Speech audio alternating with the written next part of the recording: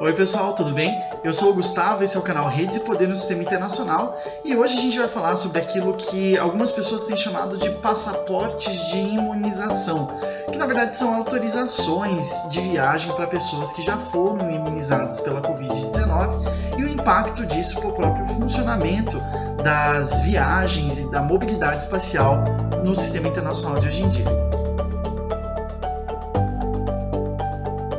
Bom, pessoal, esse é um debate já um pouco antigo, que vem sendo feito a respeito de como controlar a circulação de pessoas em meio à pandemia do Covid-19, né? Como estabelecer mecanismos que favoreçam a circulação de pessoas que já foram imunizadas e permitir de uma forma ou de outra, principalmente, o retorno das atividades da indústria de aviação, da indústria de turismo, dos eventos, né? Tanto esportivos como culturais, enfim, que têm sido áreas bem afetadas, né? Além da educação, além da saúde, enfim, são áreas bem representativas para esse sentido.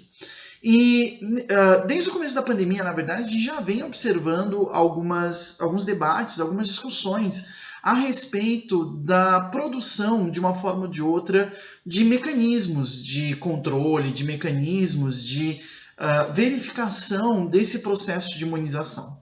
Lá no começo da pandemia, em abril do ano passado, em abril de 2020, a Organização Mundial da Saúde e a Organização Pan-Americana da Saúde, que é aquela que representa de uma forma ou de outra a OMS aqui no continente americano, emitiram um resumo científico, que eles chamaram, a respeito dessas autorizações de imunização, autorizações de viagem, né, o documento que eles chegam de uma forma ou de outra até a chamar de passaportes de imunidade, que é o que a gente vai falar um pouquinho mais para frente, né? Eu vou colocar o link desse documento aqui na descrição, mas de qualquer forma, já vou aproveitar antes da gente começar a debater para convidar você para se inscrever no nosso canal, curtir esse vídeo, compartilhar e avisar também que também vai estar aqui todos os links relacionados às nossas redes sociais e também a nossa lista do Telegram, onde a gente coloca lá não só os vídeos assim que eles saem, mas também uma vez por semana a gente coloca ali notícias interessantes, links legais que a gente anda lendo ao longo da semana sobre geopolítica, segurança internacional, política internacional. Bom, voltando ao documento emitido pela Organização Pan-Americana da Saúde e pela OMS, ele é um documento bem interessante, primeiro porque ele era de abril de 2020, então ainda bem naquele começo. Aqui no Brasil, se vocês vão se recordar, essa nossa prática de distanciamento social, né, de realização, por exemplo, das aulas de forma online e tudo mais, é de março, perdão. Então foi logo em seguida desses primeiros movimentos, né, da percepção, na verdade, de que se tratava de uma pandemia muito rapidamente contagiosa, né, e que causou todas essas alterações, que esse documento foi emitido. E vejam que é interessante a gente parar para pensar, né, porque desde abril do ano passado se falava sobre isso, desde o começo mesmo da pandemia, né, muito antes do volume dela crescer em diversos países do mundo. Esse documento tem alguns pontos principais que eles colocam ali, né? Vou colocar aqui meio que ipsis literis a forma como eles colocaram nesse documento, para a gente começar um pouquinho a nossa discussão. Então eles vão falar o seguinte: alguns governos sugeriram que a detecção de anticorpos da SARS-CoV-2, né, o vírus que causa a Covid-19, poderia servir como base para um documento chamado de passaporte de imunidade ou certificado livre de risco, que permitiria aos indivíduos viajar ou voltar ao trabalho, presumindo que estejam protegidos contra a reinfecção. Então é interessante a gente perceber que já lá em abril a preocupação principal era com relação à retomada da atividade econômica, né, ao trabalho das pessoas. Então esses documentos de certificação, eles não teriam tanto uma função de viagem internacional, mas sim de controle da mobilidade espacial das pessoas, um aspecto muito importante para lidar com uma pandemia como essa que a gente está vivendo. E que tem a ver também com a forma de ordenamento territorial dos países. É muito mais fácil você estabelecer esses documentos em países que têm, por exemplo, formas de controle territorial muito mais firmes, como é o caso, por exemplo, da Alemanha, né, em que os estados federados, digamos assim, têm uma autonomia, tanto que é uma federação, né, a República Federal da Alemanha, ou na China, por exemplo, que o governo tem um controle muito forte central, regional e local sobre a circulação das pessoas. O que fica um pouco mais dificultado, por exemplo, aqui no Brasil, né, que é uma federação, mas que com relação à mobilidade espacial atua como se fosse um país unitário, porque não há controle, né? Há controle nas fronteiras e há controle, às vezes, nas entradas, nas estradas, por exemplo, de um estado para o outro com relação à febre aftosa, por exemplo, como geralmente acontece aqui no Paraná com relação ao Mato Grosso do Sul ou Santa Catarina. Mas não há um controle das pessoas, e sim das cargas, né? Quem pega estrada aí no Brasil, sabe que tem os postos de pesagem, os controles da NTT, né? Tem os próprios postos de pedágio que podem servir de uma forma ou de outra como esses mecanismos de controle. Mas a gente tem uma liberdade enorme de mobilidade espacial aqui no Brasil, que eu acho que é um aspecto bem importante. O que, né, representa essa perspectiva interna desses documentos, né? E aí, ainda voltando lá no documento da OPAS, né, da Organização Pan-Americana da Saúde, eles afirmam que naquele momento, né, em abril de 2020, não há evidência suficiente sobre a efetividade da imunidade mediada por anticorpos, né? Então, naquele período, a gente ainda não falava de vacinas. Então, a ideia era colocar um documento para as pessoas que já tinham sido infectadas pela Covid-19 e que isso representaria uma impossibilidade de transmissão para outras pessoas a partir daquele corpo. Isso é uma questão muito importante, porque a gente sabe, a gente percebeu depois, inclusive, que isso não necessariamente garante que essa pessoa não vai se reinfectar. Há vários casos de reinfecção de Covid-19 e agora ainda mais com relação às variantes que a gente está observando ao redor do mundo. Como diz lá o documento, né, pessoas que presumem que estão imunes a uma segunda infecção por terem recebido um resultado positivo no teste podem ignorar as recomendações de saúde pública. O uso de tais certificados pode, portanto, aumentar o risco de transmissão contínua.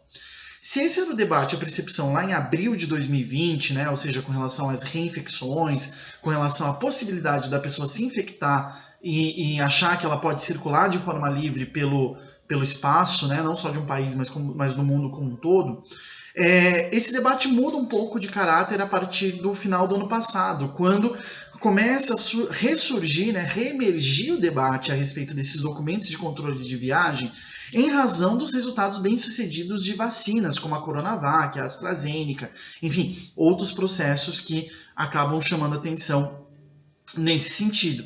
Então é importante a gente lembrar que foi em outubro do ano passado, né, ou seja, 6 meses depois da emissão daquele documento da OPAS que a gente leu, né, da Organização Pan-Americana da Saúde, que a OMS começa a receber, a Organização Mundial da Saúde começa a receber propostas de qualificação de vacinas, né, chamando os produtores, né, as empresas que produzem vacinas, para registrar junto à OMS a veracidade, a eficacidade, a eficiência, né, dessas medicações. Isso significa que, ainda que o debate para essas autorizações tenha começado logo no início da pandemia, a verificação de que eles podem ser úteis de uma forma ou de outra só se concretizou com os testes bem-sucedidos das vacinas ao redor do mundo, lá no fim de 2020. Né? Isso fez com que, a partir do fim do ano passado, novembro, dezembro e nos últimos meses, alguns países recentemente tenham pensado institucionalmente, né, organizado políticas institucionais para colocar em prática essas restrições de circulação no espaço. Tem uma matéria da Folha de São Paulo, que na verdade é uma matéria do New York Times, né, dessa semana. Eu vou colocar o link de qualquer forma aqui nas nossas referências, como a gente tenta fazer em todos os vídeos. O link aqui da descrição é a versão da Folha em português, né? A matéria saiu em inglês pelo New York Times e que mostra o avanço dessas propostas somado ao avanço das vacinações ao redor do mundo, né? Ou seja, esse tema dos documentos de verificação, dos passaportes de imunidade, retorna no momento justamente em que há a possibilidade de verificar quem já tomou a vacina e quem não tomou ainda, independentemente de qual vacina seja. Segundo essa reportagem, alguns países já estão se preparando em seus âmbitos institucionais, né, para começar a demandar esses passaportes de imunização. Eu peguei aqui uma listinha breve, que não são de todos os países, mas que tem, né, alguns países que têm chamado mais atenção pela sua vontade de estabelecer esse controle, né? O que permite que esses países recebam pessoas de países que tenham casos de contaminação de forma segura. Porque até agora, qual tem sido a prática, né?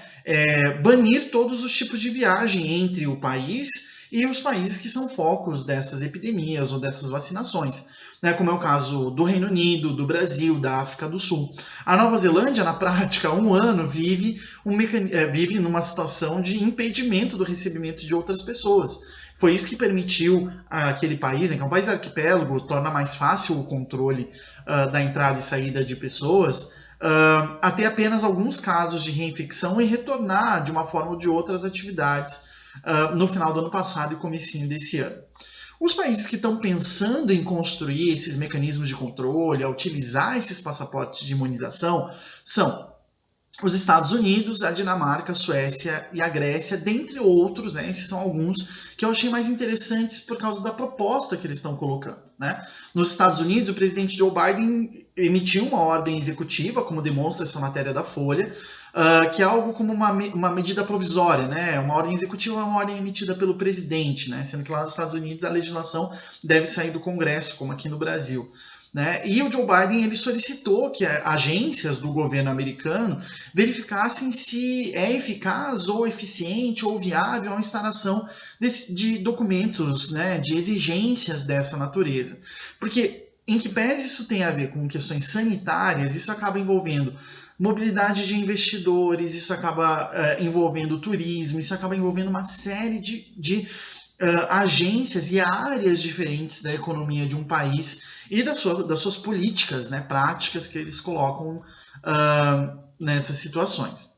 Também na Dinamarca, o governo anunciou que vai preparar um passaporte digital para os seus cidadãos para oficializarem a sua imunização, e aí é interessante porque é o governo demandando dos seus cidadãos que eles tenham digitalmente essa comprovação de forma a poder sair do país.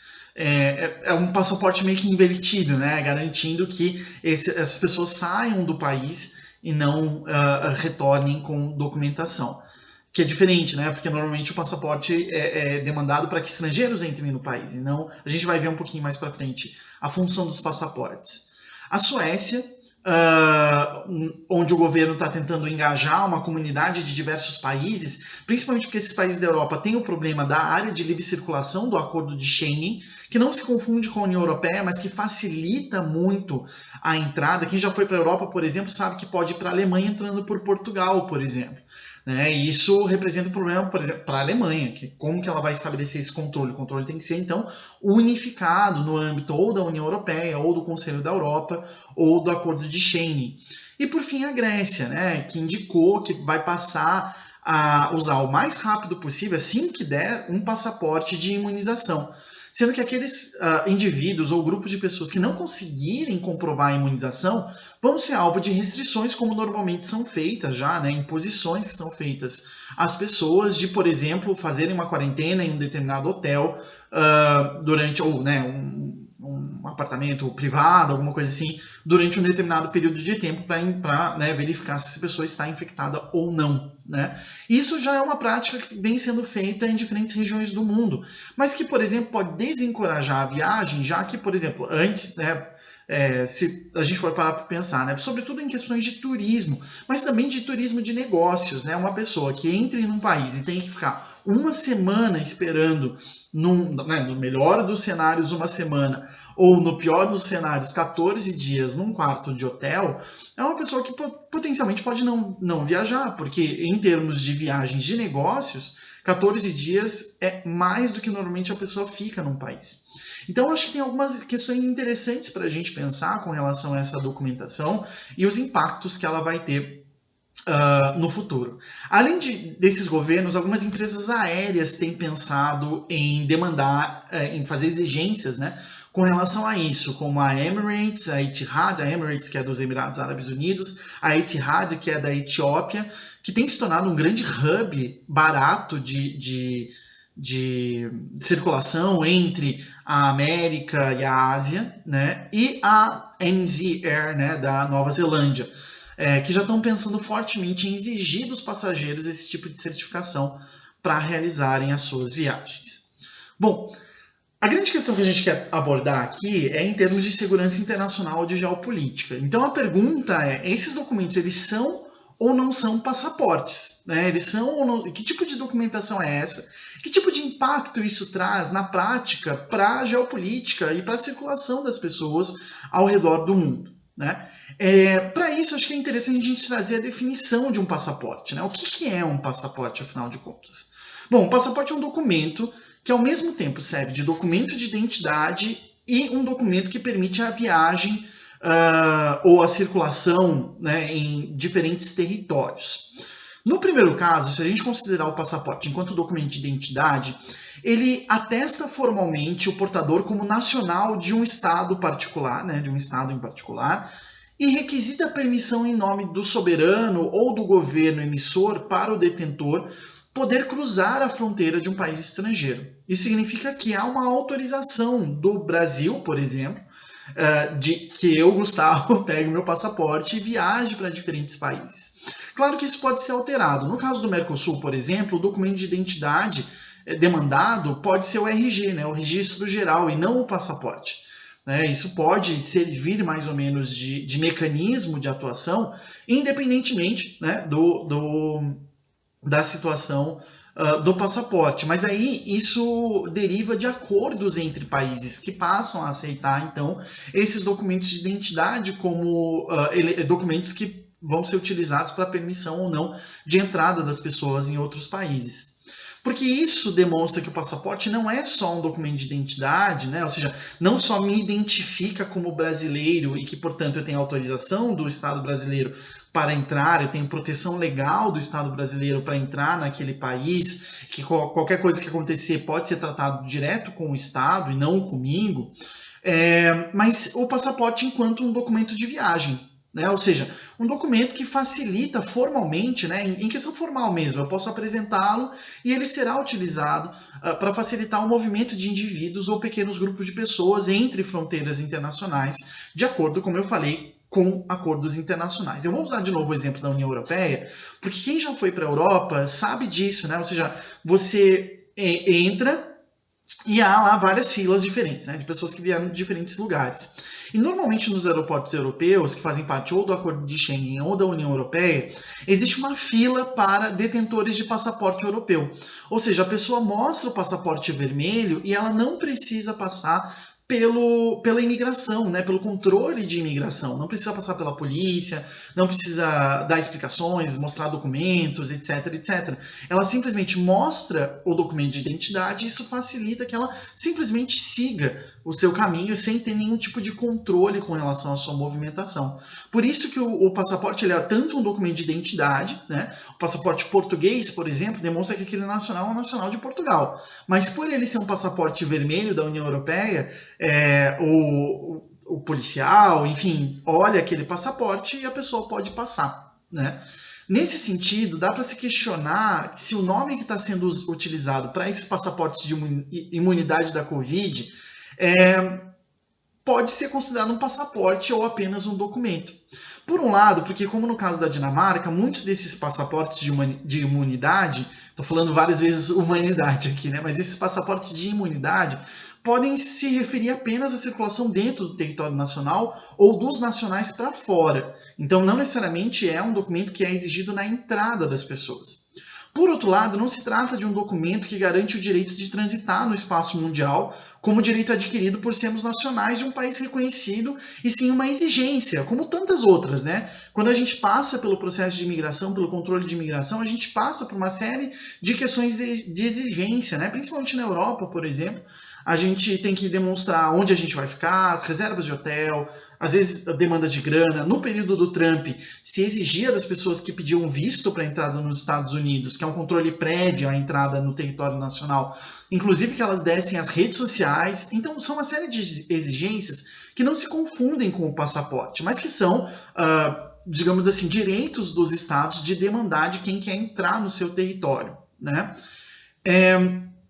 Nisso, a gente já vê uma diferença grande entre os passaportes e os documentos exigidos para que se entre em um determinado país. E isso remete à própria popularização dos passaportes, que aconteceu lá no século XVIII. Isso é um aspecto muito importante. Os passaportes eles têm uma história antiguíssima, né? Mas da forma moderna como a gente compreende, eles são do fim do século XVIII e, sobretudo, do século XIX. Esses documentos, que até então eram emitidos de forma meio esporádica e por motivos específicos, porque as pessoas não saíam muito das suas localidades, elas não tinham uma circulação tão grande, se relacionam com uma mobilidade espacial cada vez maior a partir do século XVIII e que se concretiza no século XIX com o desenvolvimento das técnicas de transporte de longa distância mecanizadas, né, fruto da Revolução Industrial. Principalmente os trens e os navios a vapor. Porque, veja, anteriormente havia uma circulação internacional muito grande, mas ou isso não era uma preocupação do Estado, ou, por outro lado, isso ocorria por outras questões.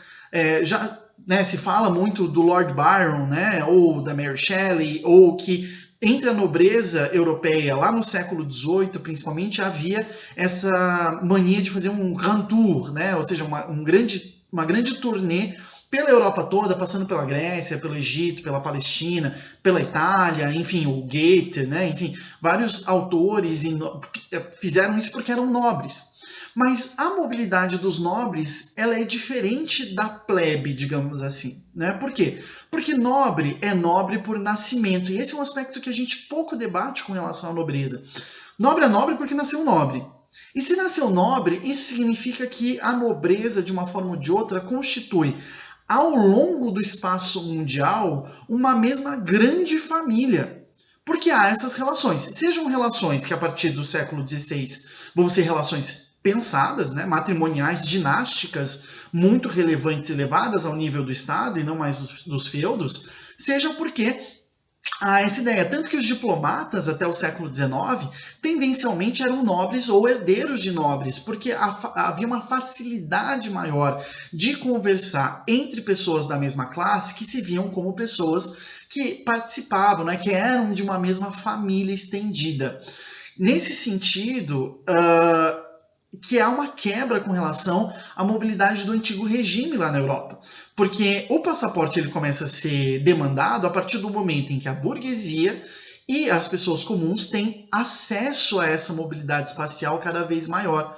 E é aí que começam as preocupações dos governos de controlar, sobretudo na Europa Central, né? Na Áustria, Áustria-Hungria, a região dos países alemães, França, Espanha, Itália, Portugal, Dinamarca, Suécia, enfim, controlar quem está entrando ou quem está saindo dos seus territórios, na Rússia também, né? Por exemplo, no Japão, depois da Revolução Meiji. Principalmente na Europa, depois das guerras napoleônicas, tem uma necessidade de restaurar o poder das monarquias e garantir que não haja pessoas que defendam um governo napoleônico ou reprimir os ideais liberais da Revolução Francesa, e que, portanto, faz com que haja necessidade de controlar cada vez mais quem entra e quem sai dos territórios dos diferentes países. E é isso que estrutura esse formato dos passaportes, que no final do século XIX vão se popularizar em razão do turismo, do avanço do turismo como indústria, né, capitalista na Europa e em outros países do mundo. Mas é no século XIX, no século XX, perdão, que entra a questão sanitária, porque nesse período do século XX, comecinho do século XX, que começa a avançar a medicina de massa, não mais a medicina como mecanismo individual das pessoas, mas a medicina como preocupação de saúde pública, né? Derivada de algumas tendências racistas, de eugenia e tudo mais, mas que cada vez mais tornam a saúde uma questão relevante nos documentos de viagem relacionados à imunização de doenças. A experiência da última grande pandemia antes da Covid-19, que foi a gripe espanhola, aumentou a preocupação dos governos de que numa época de altíssima mobilidade espacial de pessoas ao redor do mundo, que proporcionalmente a gente pode dizer foi muito maior do que aquela que a gente tem hoje em dia, principalmente no sentido da imigração, não ocorresse transmissão então de doenças contagiosas. Quem já foi para países onde a febre amarela é endêmica, por exemplo, já teve que apresentar um cartão amarelo, como é chamado o cartão internacional de vacinação, que é grampeado ao passaporte. Bom, para a gente terminar, até porque esse vídeo já está bem longo, como os nossos vídeos têm tendencialmente dito. Se você gostou, ficou com alguma dúvida até agora, coloca aqui nos comentários, a gente está adorando receber as sugestões de vocês, as dúvidas, os comentários, para a gente produzir cada vez mais material que interesse a vocês. Né? E a gente também está começando a pensar, se vocês têm ideia, do nosso episódio 100. A gente está agora com esse, a gente está no episódio 89, a nossa ideia vai ser traduzir isso em um grande episódio a partir do episódio 100. Bom, o que é diferente então nesses documentos agora para a Covid e os documentos que normalmente já são exigidos como esse cartão amarelo? Bom, a diferença é que esses documentos para a Covid-19 estão sendo pensados já na sua concepção como documentos digitais e pautados na tecnologia do smartphone, o que pode representar uma dificuldade, uma desigualdade social e de acesso à tecnologia cada vez maior. As pessoas, portanto, passarão a obrigatoriamente ter que ter acesso ao smartphone para poderem circular. E isso é um problema em um país, em um mundo, na verdade, em que mais de 1 bilhão de pessoas não têm documentos de identidade que possam comprovar a sua ligação a um Estado nacional por diversas razões, né? Ao mesmo tempo, por serem digitais, eles podem representar uma quebra de privacidade das pessoas porque estão em tecnologias que podem ser acessados, como nós vimos aqui no Brasil, em razão a esses mega vazamentos de dados, né, feitos aí no Brasil ultimamente, né? Claro que a quebra de privacidade está mais relacionada com o acesso a dados do celular do que com relação ao acesso ou não da pessoa à imunização, porque mesmo esse cartão amarelo que eu falava um pouco antes, já demonstra que a quebra de privacidade com relação a doenças já está relativizado desde algum tempo, né? Desde há muito tempo, na verdade, porque trata-se de uma questão coletiva. Mas a gente está vendo, né, principalmente na condução da pandemia aqui no Brasil, que esse debate sempre volta, sempre retorna, né?